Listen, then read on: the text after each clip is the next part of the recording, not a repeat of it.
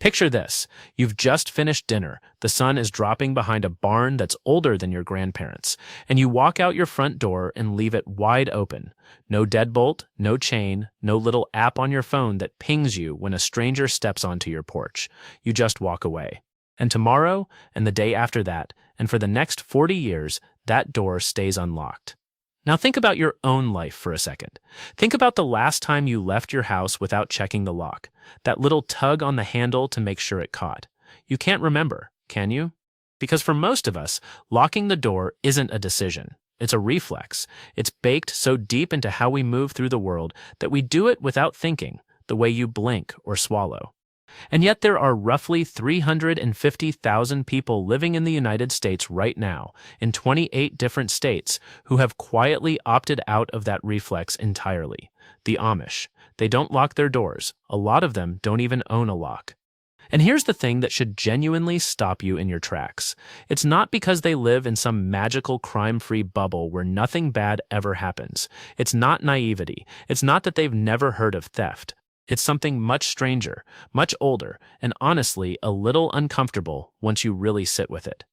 So that's the question I want to answer today. Why do the Amish never lock their doors? And I promise you, the real answer is wilder than a simple story about trust. Because trust is where it starts, but it is nowhere near where it ends. Let's establish something foundational first, because the whole thing falls apart if you don't understand it. The Amish are not a single monolithic group. They're descendants of a movement called Anabaptism that erupted in Europe in the 16th century during the chaos of the Protestant Reformation, and they arrived in Pennsylvania in significant numbers in the early 1700s, fleeing persecution so brutal that some of their ancestors were literally drowned for their beliefs. Hold on to that detail. It matters later. But for now, the important thing is this. The Amish organize their entire lives around a single concept, and that concept is not technology, even though that's what most people fixate on. It's a German word, Gelassenheit, and it roughly translates to yielding, or submission, or letting go. The idea is that you surrender your individual will to the will of God and to the community. You make yourself small so the group can be strong. And an unlocked door, it turns out, is one of the purest physical expressions of that entire worldview. Because a lock is fundamentally a statement about the individual. A lock says, "This is mine, and you cannot have it, and I do not trust you."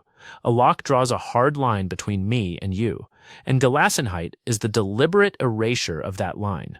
So when an Amish family leaves their door open, they're not being careless. They're making a theological argument with a hinge. That's not an absence of a lock. That's a lock turned inside out.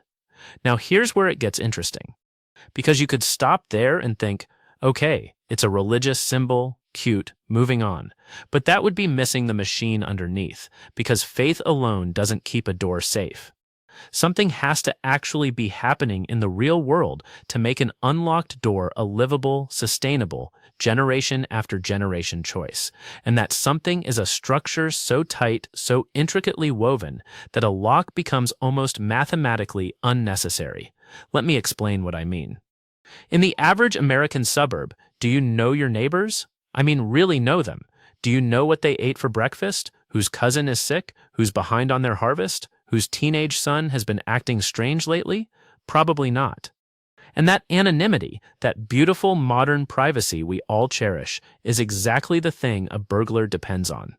A thief needs to be invisible. He needs a crowd of strangers to disappear into. Now put a stranger inside an Amish settlement. An Amish community is organized into what's called a church district, usually somewhere between 20 and 40 families who live close enough to worship together, because they hold their services in each other's homes rather than in a church building. Everyone knows everyone. Everyone knows every horse, every buggy, every face. So the moment an unfamiliar person walks down that dirt lane, they are not invisible. They are the single most conspicuous thing for a mile in every direction.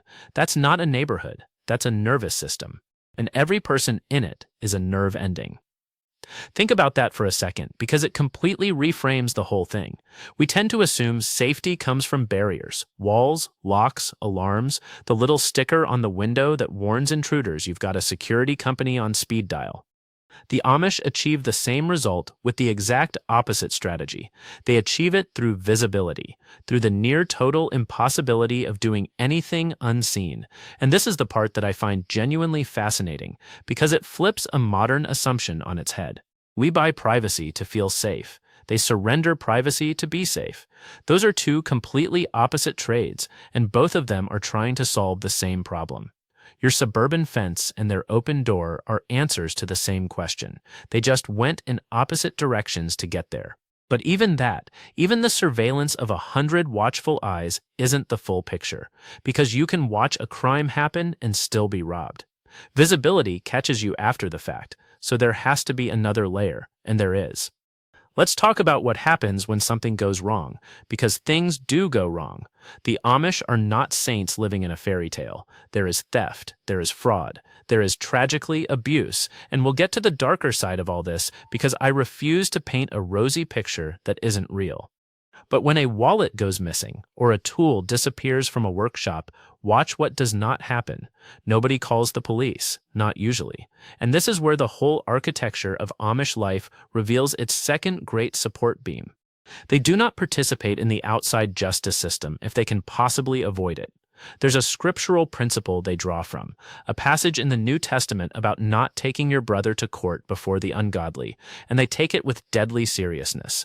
Wrongdoing is handled internally, by the bishop, by the ministers, by the community itself, and the ultimate punishment they can deliver isn't a fine or a jail cell. It's something that to an Amish person is arguably worse than either.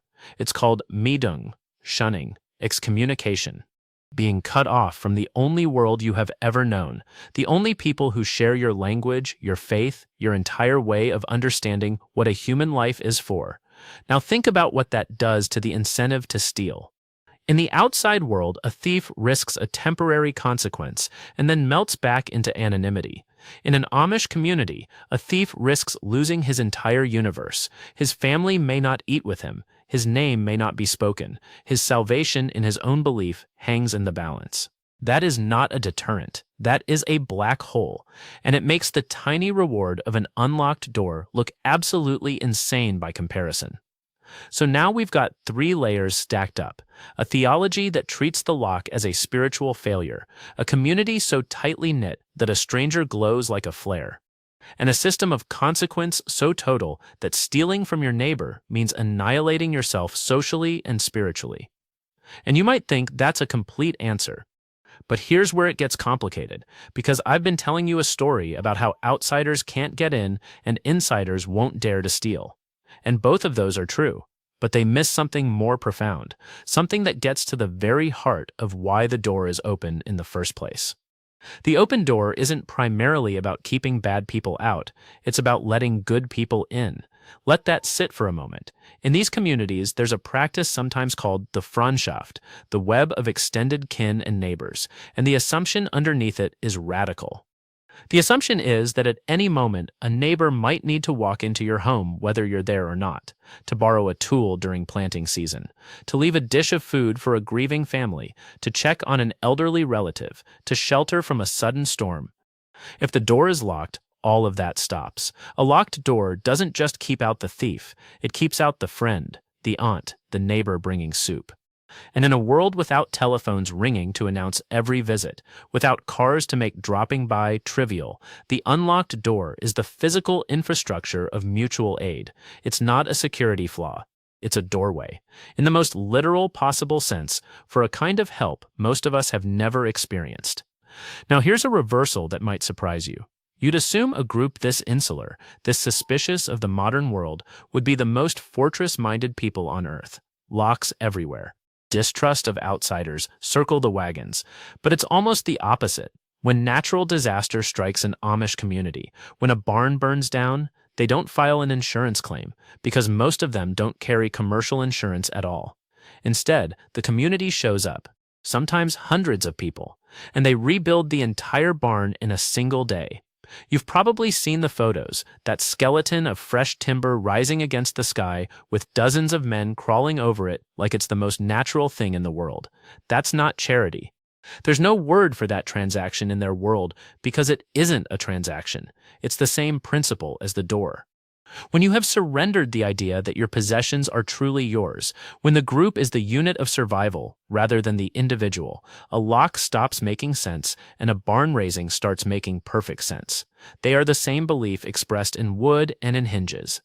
Your stuff was never only yours. Your labor was never only yours. And a door that opens for anyone is just the smallest, quietest version of 100 hands raising a barn. But I promised you I wouldn't lie to you. And here's where the honest, uncomfortable part comes in. Because every system this beautiful casts a shadow, and pretending otherwise would be a disservice to the people who've been hurt by it. The very same forces that make an unlocked door safe, the intense privacy from the outside world, the refusal to involve police, the terror of shunning, can also become a trap. When a community handles all wrongdoing internally and deeply distrusts outside authorities, what happens when the wrongdoing is serious? What happens when it's not a stolen tool, but abuse within a family, when the victim is a child, when the person who should be protected is instead pressured to forgive and stay silent for the sake of community harmony?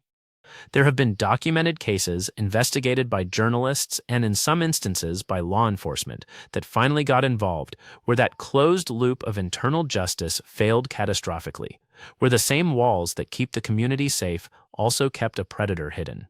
And I want to be careful and fair here, because this is not every community, and it is not the whole story of a whole people, but it is real and it matters. The unlocked door and the silenced victim can grow from the same root, which is the primacy of the group over the individual. And that is the genuinely hard truth underneath the charming image. A system that trusts everyone can struggle to protect the one person who most needs protecting from someone inside it. So let's zoom out, because we've traveled a long way from a simple wooden door. When you ask why the Amish never lock their doors, the honest answer is that there isn't one answer. There's a theology that treats a lock as a wall between the soul and God. There's a community so small and so watchful that a stranger cannot hide. There's a punishment so total that the temptation to steal collapses under its own weight. There's a web of mutual aid that requires the door to stay open so that help can flow through it. And there's a whole worldview in which the very concept of mine, my house, my possessions, my privacy, has been deliberately loosened until it barely holds. The unlocked door isn't a quaint eccentricity.